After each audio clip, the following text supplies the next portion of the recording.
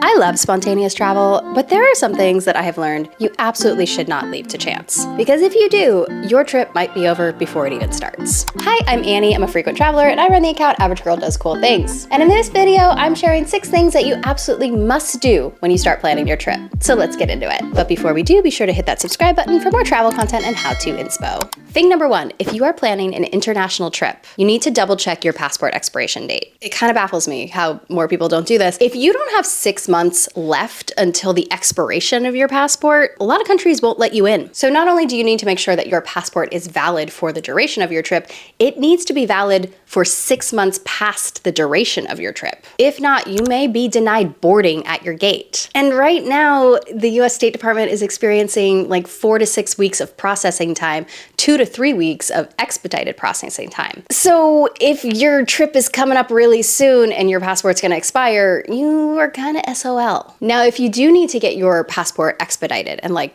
expedited, not just like the expedited through the mail, you have to have an international trip booked within 14 days, and you have to take your passport to a passport office. You have to make an appointment. You have to have proof of travel, so like your airline ticket. And a bonus tip here is to make sure that your passport name matches your ticket. You might be like, yeah, duh, Annie. But for those of you who are newlyweds or about to be newlyweds who are taking an international trip for your honeymoon, don't put your new name on that flight ticket unless your passport matches it already. That would be a bad way to start your honeymoon. The second thing you need to do is set a flight alert after you book your ticket. Yes, absolutely set a flight alert when you're trying to book your tickets, but after you book that ticket, after you pay your money, go ahead and set a flight price alert for that same ticket. You're gonna get an email anytime that the flight price changes, and you're gonna track and see if that flight price dips below what you paid for it. Why? Because you may be entitled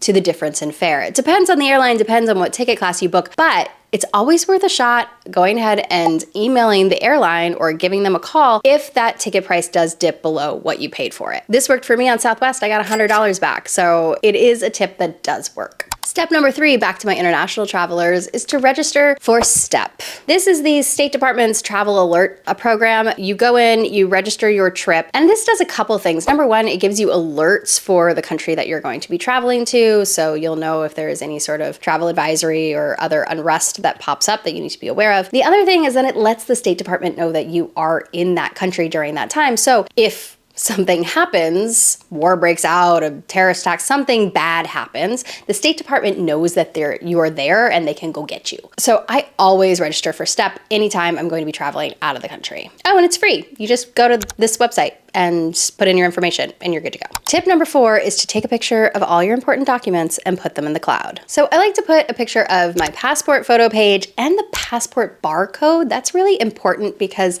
if you happen to lose your passport in another country, you can go to the US Embassy to get it replaced. The barcode is gonna help you like tremendously getting that done. So take a picture of the barcode in addition to the photo page. Take a picture of your insurance card. Take a picture of your itinerary. All the things, put them into a folder, put them in the cloud somewhere that you know how to access. And bonus tip, like give somebody you trust access to those documents as well. Just in case, again, something goes wrong, you've got a backup plan and you know where all your most important information is. Tip number 5 is to alert your friends and family and share your itinerary. Now, obviously this is nice because you want somebody to know where you are, again, just in case something happens. But the real reason I like to do this is because I travel a lot and I have a lot of things going on and I'm not always tracking everything properly. And so there have been times where I've booked trips and I will share my itinerary with somebody, usually my mother, and she'll say, hey, you know, you're getting there like on a day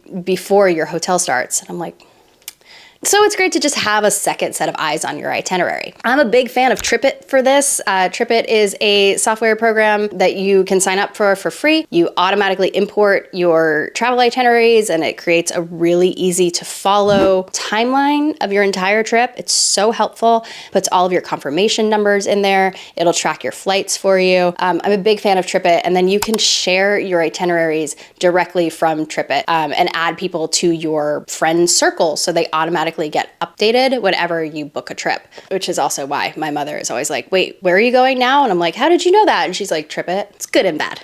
And the last thing you need to do when you're planning your trip is to book any of the hard to get tours or tickets. So really popular things like the Eiffel Tower, the Louvre, Machu Picchu, Colosseum, the Sagrada Familia, the Duomo, like anything that's really popular in a destination that has limited space, you need to book that really early because things sell out, space sells out. And then you also may find that like the day that you're planning to go there, the thing isn't open, which happened to me with the Musée d'Orsay in Paris, and that was a bummer. So plan ahead and just lock those things down. I also recommend using a tour service like Viator. Viator is one of my favorite services whenever I'm traveling to a new country. In fact, I'm planning on using Viator to go see the Isle of Skye when I'm in Scotland this year. Can't recommend their tours enough. They have a great variety of really interesting experiences. And I'll put a link to Viator in the description below. If you want to know what gear to take with you to survive that long haul flight on your way to that destination, go watch this video next. Until next time, go create a life you love.